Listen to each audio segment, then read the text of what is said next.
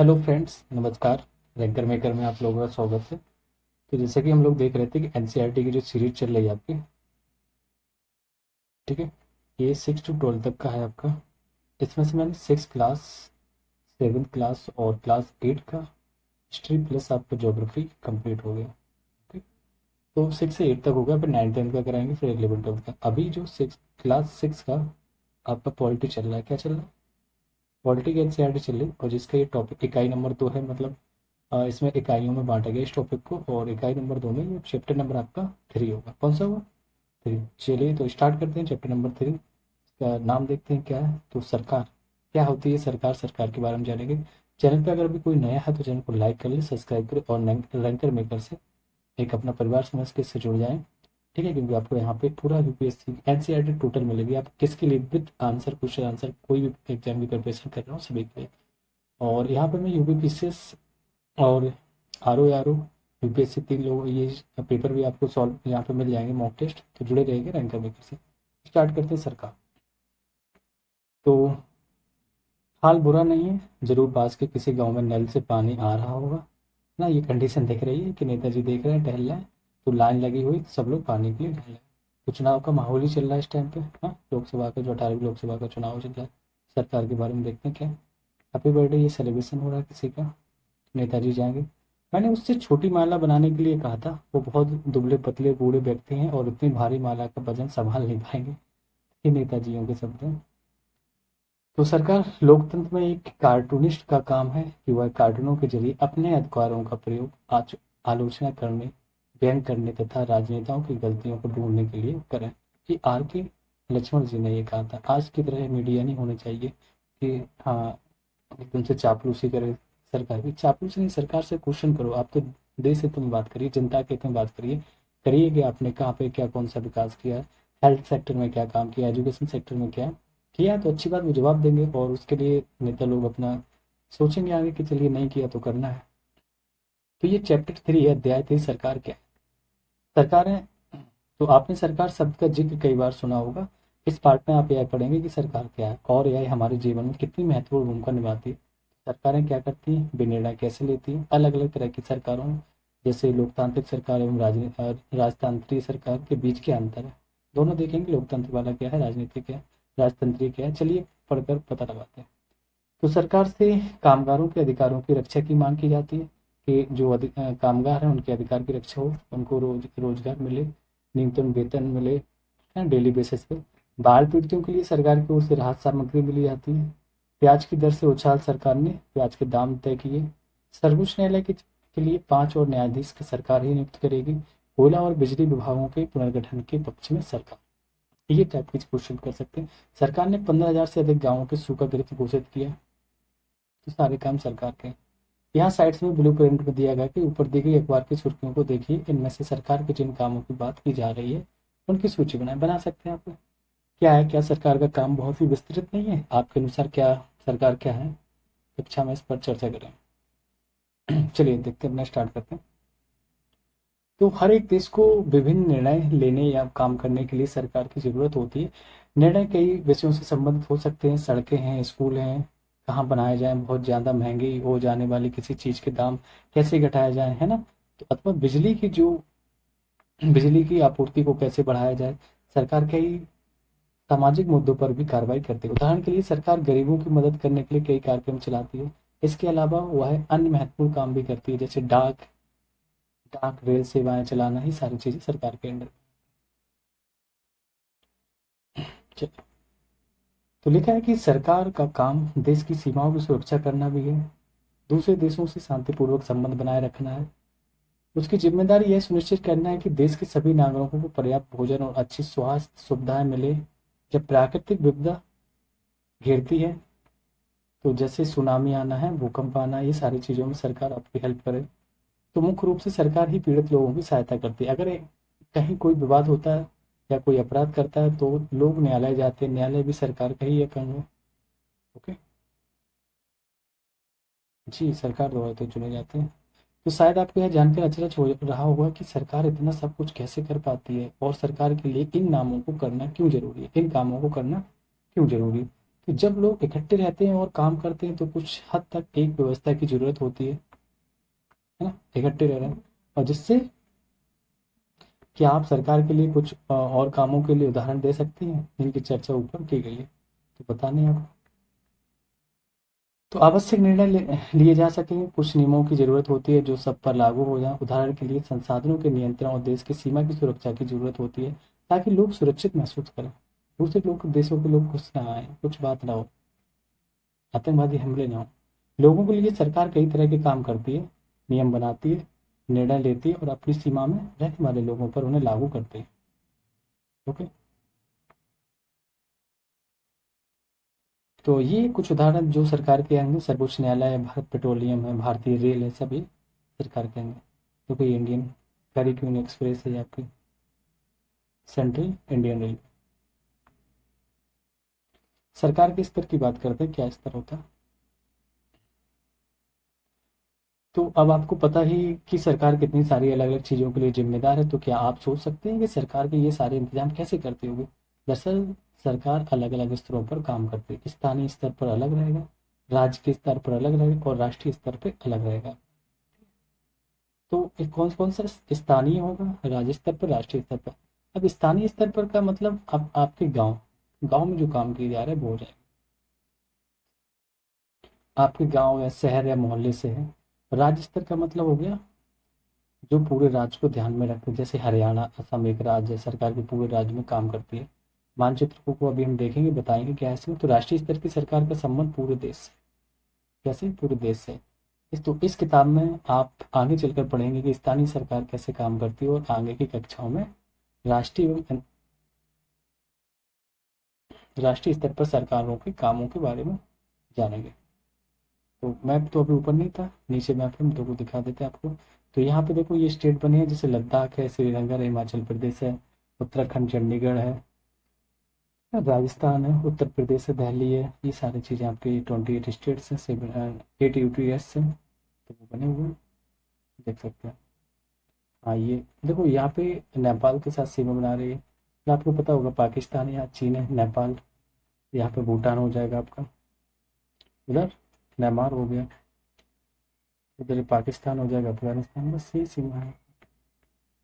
इधर अरब सागर, उधर बंगाल की खाड़ी, नीचे आपका हिंद महासागर हो जाएगा। ठीक है, आगे देखते हैं। ये प्रशासनिक प्रभाग 2011 की अकॉर्डिंग इसको बनाया गया था।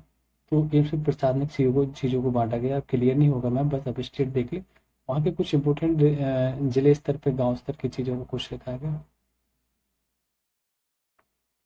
जी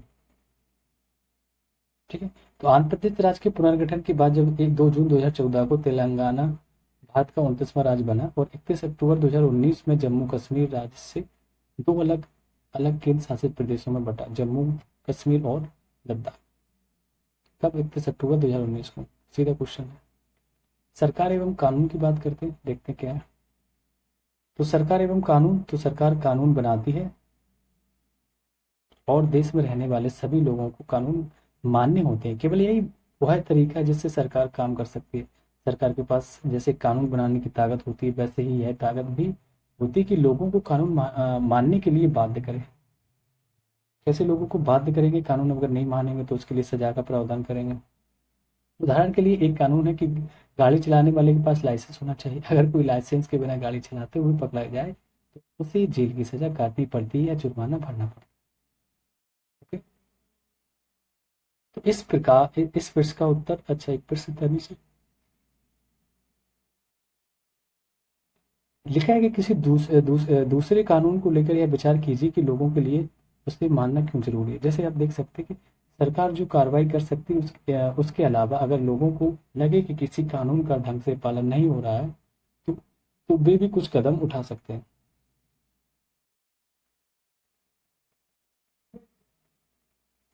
उदाहरण के लिए अगर किसी व्यक्ति को यह लगे कि उसको उसके धर्म या उसकी जाति के कारण किसी नौकरी में नहीं लिया गया, तो वह न्यायालय जा सकती है और यह दावा कर सकती है कि कानून का पालन नहीं हो रहा है। तब न्यायालय आदेश देगा कि क्या कदम उठाने की जरूरत है।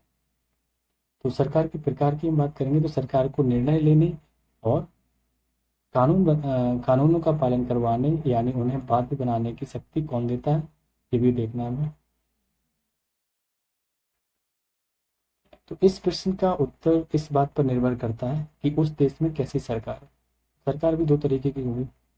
लोकतंत्र में लोग ही सरकार को यह शक्ति देते हैं कि लोग ऐसे चुनाव के माध्यम से करते हैं कि वो अपनी पसंद के नेता को वोट देकर चुन सकते हैं। एक बार चुन लिए जाने के बाद यही सरकार बनाते हैं, और लोकतंत्र में सरकार को अपने निर्णय एवं उठाए गए कदमों का आधार बताना होता है और सफाई देनी होती है। एक सरकार की बात करें, दूसरी तरफ सरकार जिसे हम राजतंत्रीय सरकार कहते हैं, तो इसमें राजा या रानी के पास निर्णय लेने और सरकार चलाने की शक्ति होती है। राजा के पास सलाहकारों का एक छोटा सा समूह होता है, जिससे वह विभिन्न मुद्दों पर चर्चा कर सकता है। अंतिम निर्णय लेने के लिए शक्ति उसी के पास रहती है। समझ रहे कि एक समूह होता है मंत्रियों का, सलाहकार समूह कह सकते हो। तो लेकिन वो अंतिम निर्णय को राजा ही लेता है बाद में। देखो राजा साहब बैठे हैं। तो लोकतंत्र के समान राजतंत्र में राजा या रानी को अपने निर्णय के आधार नहीं बताने पड़ते हैं, ना ही अपने निर्णयों की सफाई देनी पड़ती है लोकतंत्र में, क्योंकि वैसे भी जनता के द्वारा वो चुन के गए। तो लोकतांत्रिक सरकार की बात करते हैं क्या है आपकी। भारत एक लोकतंत्र है, और इस लोकतांत्रिक व्यवस्था को पाने के लिए हमने लंबी लड़ाई लड़ी है। संसार में और भी कई देश हैं जहां लोगों को लोकतंत्र लाने के लिए संघर्ष किए। ऊपर बताया जा चुका है कि लोकतंत्र की मुख्य बात यह है कि यहाँ कि लोगों के पास अपने नेता को चुनने की शक्ति होती है। इसलिए एक अर्थ में लोकतंत्र लोगों का ही शासन होता है। लोकतंत्र में मूलभूत विचार यह है कि लोग नियमों को बनाने में भागीदार बनकर खुद ही शासन करें। आज के समय में लोकतांत्रिक सरकार को प्रायः प्रतिनिधि लोकतंत्र कहते हैं। क्या कहते हैं? ध्यान देना कि आज की सरकार में लोकतांत्रिक सरकार को प्रतिनिधि लोकतंत्र कहते हैं। प्रतिनिधि लोकतंत्र में लोग सीधे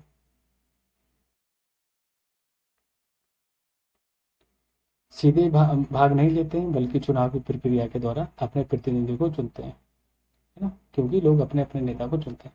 ये प्रतिनिधि मिलकर सारी जनता के लिए निर्णय लेते हैं, और आजकल कोई भी सरकार अपने आप को तब तक लोकतांत्रिक नहीं कह सकती जब तक वह देश के सभी वयस्क मताधिकारों को वोट देने का अधिकार ना दे। अगर वहाँ पे वयस्क मताधिकार वोट नहीं दे रहे तो उसको हम लोकतांत्रिक नहीं कहें।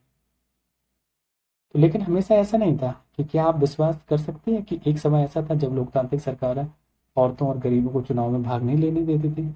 अब अपने शुरुआती दौर में सरकारें केवल उन्हीं पुरुषों को वोट देने देती थी जो पढ़े लिखे थे और जिनके पास अपनी संपत्ति होती थी। तो इसका मतलब यह था कि औरतें, गरीब और अशिक्षित को वोट देने का अधिकार नहीं था।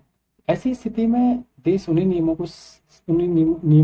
के सहारे चलते थे जो गिने चुने पुरुष बनाते।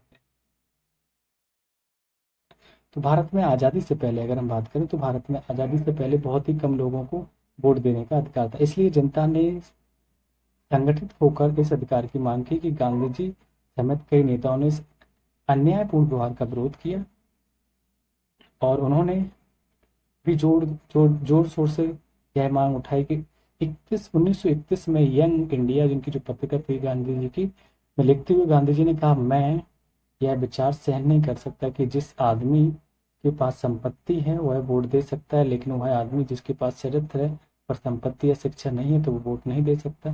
जो दिन भर अपना पसीना बहाकर ईमानदारी से काम करता,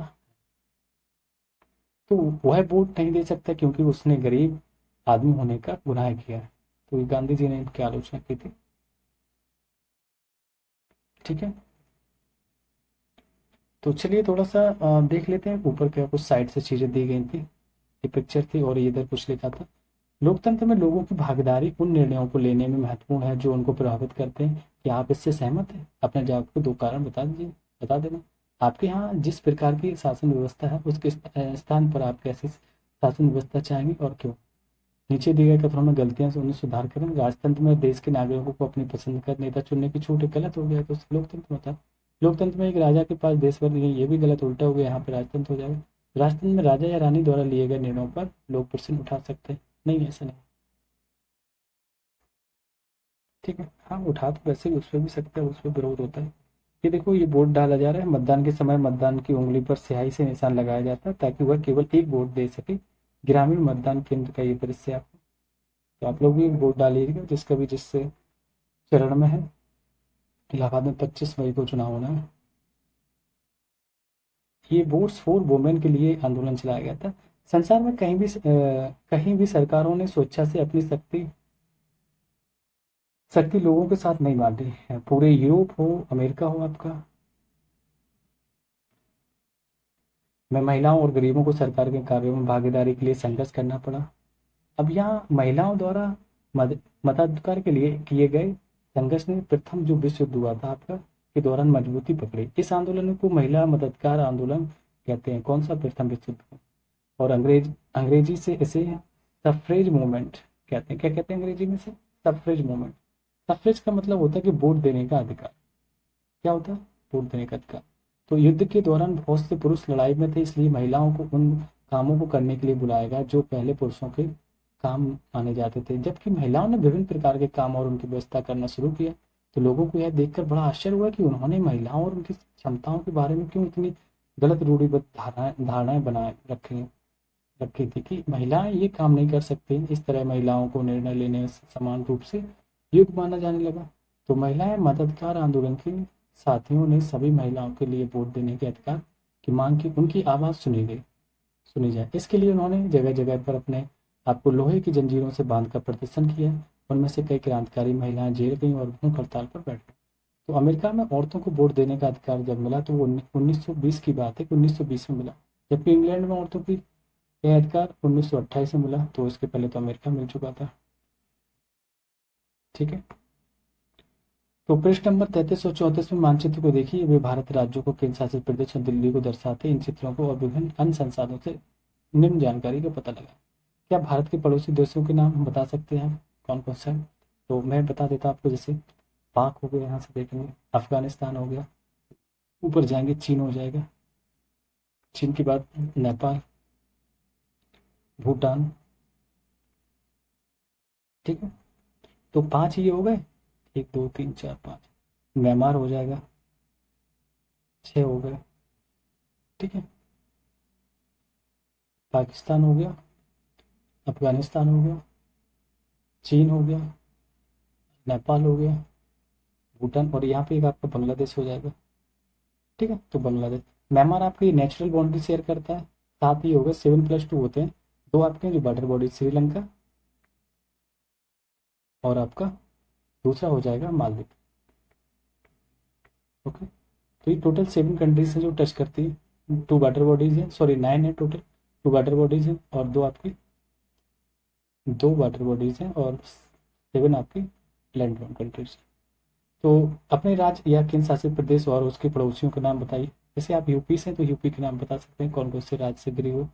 तो ठीक है। अब हम यूपी को आपको नोट कर दें। मान लीजिए यूपी है, तो यूपी किन किस राज्यों से टच कर रही है? तो हम यहाँ पे ऊपर इधर देखेंगे तो आपका यूपी मतलब उत्तराखंड हो जाएगा। ओके। फिर यहाँ पे हरियाणा हो जाएगा। जी। ऊपर की साइड में अगर देखेंगे तो आपका हिमाचल एचपी हो जाएगा। हरियाणा के बगल से जस्ट यहाँ पे राजस्थान भी हो जाएगा आपका। राजस्थान से नीचे आएंगे एमपी हो जाएगा। एमपी से देखेंगे तो आपका छत्तीसगढ़ भी हो जाएगा। छत्तीसगढ़ के बाद हम अगर बात करें तो झारखंड भी टच कर रहा है ना। झारखंड के बाद हम देखेंगे तो बिहार। देख लेते हैं 1 2 3 4 5 6 7 8, एक और है कोई। हाँ, 8 स्टेट्स हैं और एक आपका वो है नेपाल। क्या है? नेपाल एक कंट्री है, तो वो उससे टच बाउंड्री शेयर कर रहा है।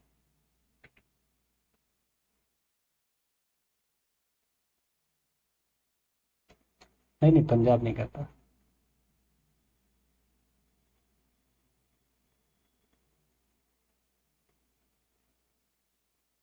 ठीक है, ये कंडीशन थी। चलिए नेक्स्ट क्वेश्चन देखते हैं क्या।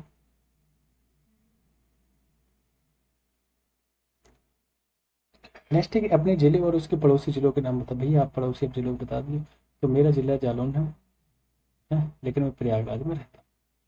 इसके पड़ोसी जिले बता दीजिए। झांसी हो जाएगा। ये उसके लिए है कि आपकी नॉलेज हो जाएगी। झांसी के बाद यहाँ पे भिंड हो जाएगा, औरैया हो जाएगा, औरैया इटावा, कानपुर हो जाएगा। तो ये 3 4 जिले यहाँ से टच करते हैं। नेक्स्ट क्वेश्चन, अपने जिले से राष्ट्रीय राजधानी के लिए जाने वाले मार्ग का नाम बताएं। तो भाई ये भी बता सकते हैं। तो ये आपके क्वेश्चन थे कुछ। अब बताना है कि आपको बताना है स्थानीय राज्य और स्तरीय तीन चीज़ों को टॉपिक से कि भारत सरकार का रूस के साथ मैत्री संबंध बनाने का निर्णय। स्थानीय राज्य राष्ट्रीय, ये राष्ट्रीय हो जाएगा ना, टिक मर गई।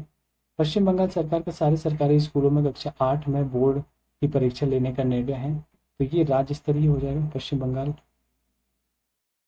डिब्रूगढ़ और कन्याकुमारी के बीच में नई रेल सेवाएं शुरू करने का निर्णय। तो ये राष्ट्रीय, डिब्रूगढ़ और कन्याकुमारी ये राज्य हो जाएगा।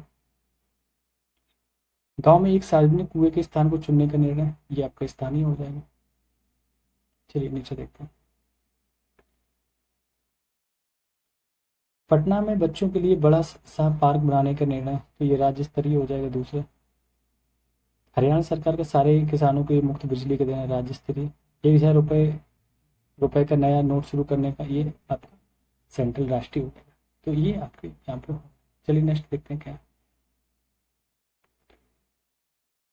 अभ्यास है। आप सरकार शब्द से क्या समझते हैं, एक सूची बनाएं कि किस तरह तरह सरकार आपके जीवन में प्रभावित। तो ये क्वेश्चन हम लोग अभी देखेंगे इसको।